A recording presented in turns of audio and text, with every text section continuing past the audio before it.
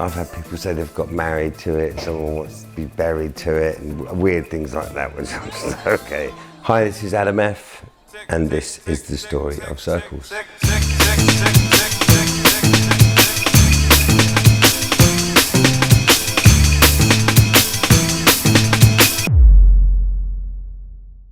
I can't lie and say that the rave scene was part of my upbringing of culture, because it wasn't. It was hip-hop and breakdancing, and that's what excited me, and going to the DMC championships and watching people cutting and scratching and tuning into late night radio and trying to make my own mixtapes by pausing cassette tapes, you know, in time with the next beat. I had a 70s glam rock father, Alvin Stardust.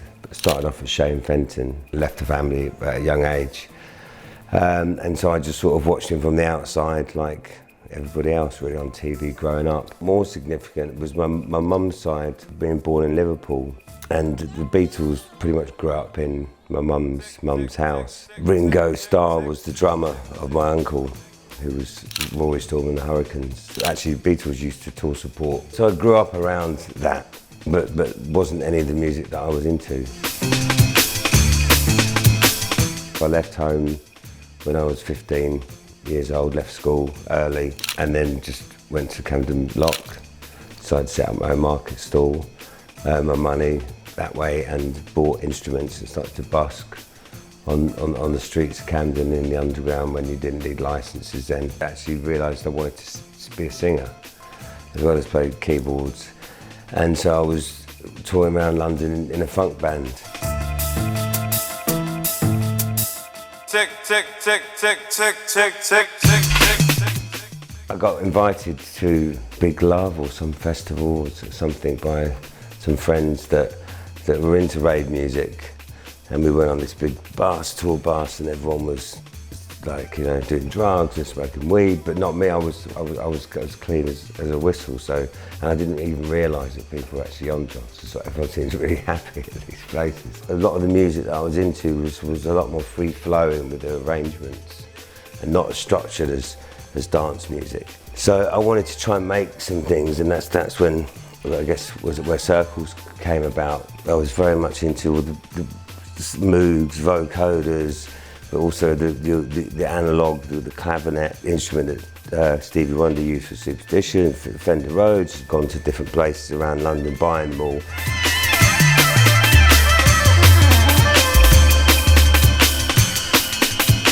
My studio, when I made Circles, was in a bedroom in Abbots Langley.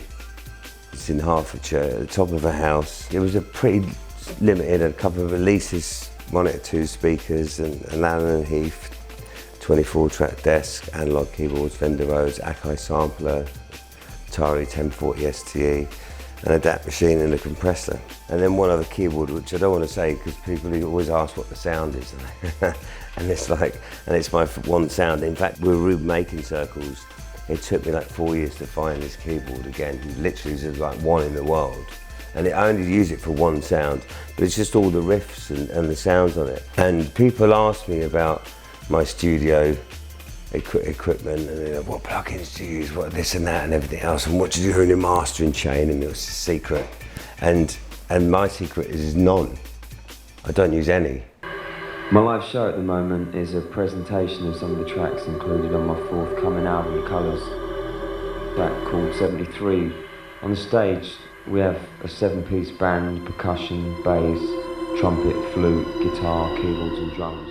To make the best music, I think the most interesting music is authentic music, something that you've made for yourself. I didn't have any idea what people would think about it. I was just enjoying the process for myself. I certainly didn't think I was going to make what's arguably probably the most well-known drum and bass track worldwide now.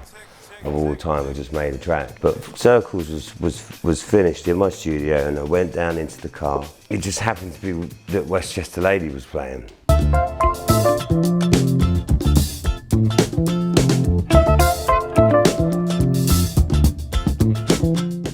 Because it was in the same key, I thought, that sounds good, and I'd stop the other one and put it out, and I was just like, I wonder what that will sound like, even though they're completely different speeds, and took it up. So it was literally the very last thing added onto it. Trying to get that sample cleared, he was just like, absolutely not. It took a lot of negotiating. I mean, I practically got nothing for circles, just for the use of the sample. Tick, tick, tick, tick, tick, tick, tick, tick. We used to go down to Music House and stand in a line, which was Music House is a dub plate cutting house. Because people didn't know me, I'd have to wait a long time, to wait, and then you put your data machine in and someone would hear it. But Groove Rider cut it, and then we went, I think it was down at Heaven, and I remember it was, hearing it for the first time. I was doing a guest list in Leicester Square, and then I'd run downstairs quickly if I had my track being played, and then come back up and then count down people in on the guest list. Very, very strong producers to watch out for in the new year. A very, very strong artiste, a guy called Adam F. And his F Jam video, who's we're now about to show. Very animatic, very animation, kind of old school animation style going on. So check it and check this, Adam F. All of a sudden, Nick Hawkes, who'd started Excel, knocked on the door, liked the track. They were excited by my background of live music. There wasn't many live drum and bass acts.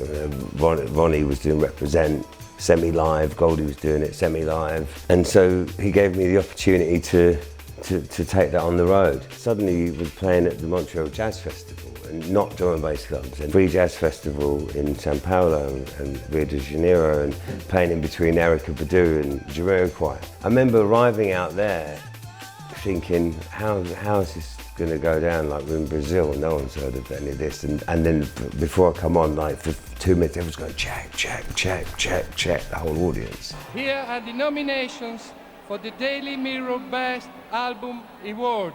It went on to radio, it got playlisted and ended up being a top 20 record. And then the album went on to win a MOBO. It's the first time I'd ever been to an event like that. I look at the competition on there and I feel guilty, massive attack. I mean, teardrop, please, do you know what I mean? There was a lot of jazz, there was a lot of funk, there was a lot of fusion. I was proud of a lot of the stuff on the album and the musicians that I was working with. I think it was a combination of the whole album that caught people's attention and got the MOBO. Well, I have to be honest, I really wasn't expecting that. And it's really nice to win an award like the MOBO Award at such an early part in my career. Because for me, the best thing about making music is people appreciating it, and I suppose that, that's what this award is all about. Looking back, the video's cool. The video's cool. We went to New York and it was just, I think about safety now, we were literally on top of the buildings around the edge of it, filming stuff with no safety, no nothing. It was just capturing just some street life. Tick, tick, tick, tick, tick, tick, tick.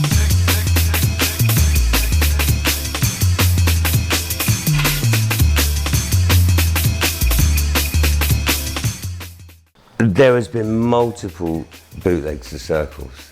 Lots of people have tried to get cleared. I guess I was a bit like Bob James. No. My wife, who's Opus 3, Kirsty Hawkshaw's daughter, said, there's this track. Oh my God, this track, everybody's singing it, everyone loves it. On TikTok, and it's going nuts. And it's this girl called PinkPantheress Victoria. And then something that you did to hurt me last, it comes to me. Let's go. I just want to hear you say, 1, 2, 3, let's go. And so my wife sent her an inbox, check your DMs, she wrote on her thing, something like that. And then she called us. So I basically produced the track and reproduced it. So it wasn't a sample. There was no Bob James sample in it this time, because that got in the way of her singing it. So that was good. We didn't have to clear that. And we had to go backwards and forwards many times with the label going, no, it just doesn't quite sound like the exact serve. Can you just change this hi-hat? Can you change that? It was great. It was like being back in the 90s. So someone that cared about how exactly it sounded. No one had no idea that it was going to end up doing 300 million plus whatever streams it's done.